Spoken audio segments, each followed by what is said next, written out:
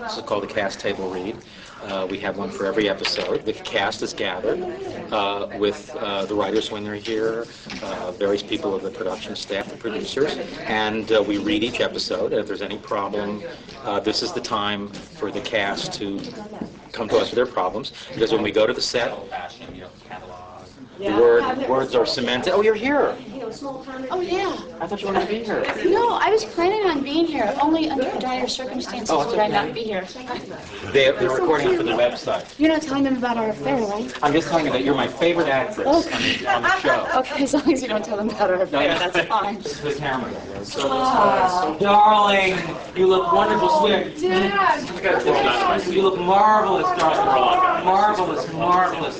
You know, I want to tell you something. You are my absolute, of everyone who's sitting here, my favorite actress. Hey, darling. Darling, how are you? I want to tell you, of everyone in the company, you are my favorite actress. Oh, see, Scott Lowell, who plays Ted, and I want to tell you, you are my favorite actor on the show. Oh, Dan, well, you're my favorite of all the executive producers. Half of the executive producers. Dan is my favorite. Dan is the one who signs all our paychecks. It's true.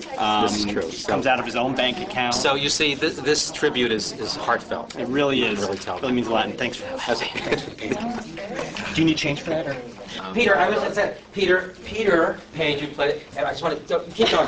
You are my favorite actor on the show. Oh, yeah. Anyone else, you're my favorite. Thanks. And Thank you. just wanted to people the website. I don't want. It's really moving, Ted. Is it?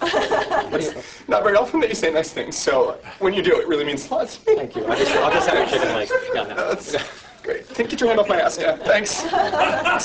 This is Bobby Gant, who is playing a new character in the show. This is for the website. Oh, good. And I just want to tell you, you are my favorite actor on the show. Oh, yeah. He says this right. He doesn't want anybody to know. My favorite actor in the show. No, so Bobby has just joined us. And I paid him well for that. It doesn't actually usually happen that way. And, oh my. I'm the second favorite actor on the show. This is on first. Randy Harrison, who plays Justin, and he's just introducing all the actors. And just keep on talking. He's my favorite actor on the show. I'm right here, Dan. I can hear you. What's wrong with the kind of people you've been associated with? It'd be a whole step up to be accepted by them, a chance to make significant contacts, possibly co-chair an important event, get the best seats to the Bernadette Peters concert. We're starting to catch sight of someone. Oh my God. It's like you never existed. Come on, Mom, you'll be late for work. I'll be right there. He places her small offering on the grave. Sorry, kid. Okay, from there we go to the steam room at the gym. Michael and Brian are in their towels after their workout. Start to dance together, and we end up at Tokyo. Thank you. Very nice. Thank you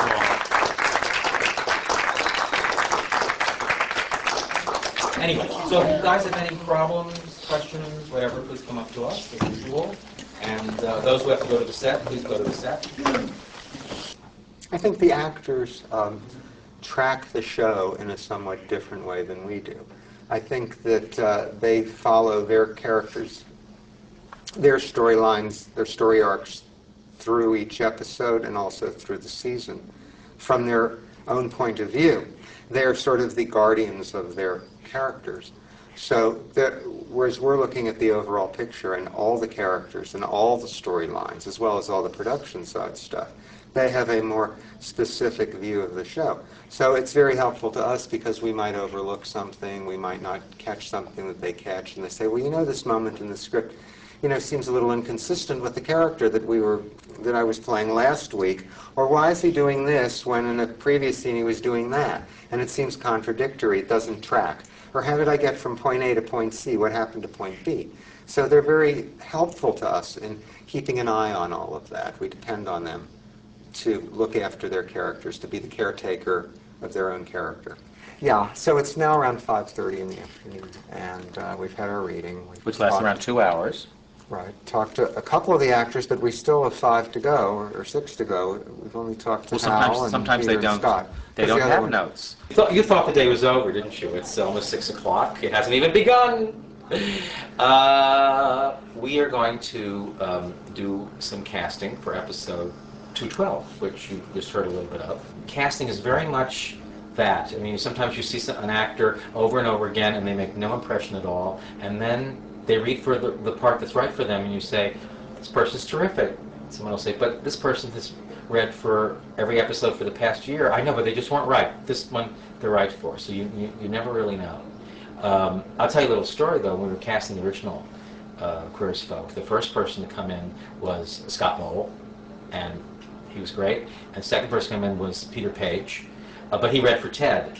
So we ran after him and said, you have to read for Emmett, you're Emmett. And the third person to come in was Hal Sparks.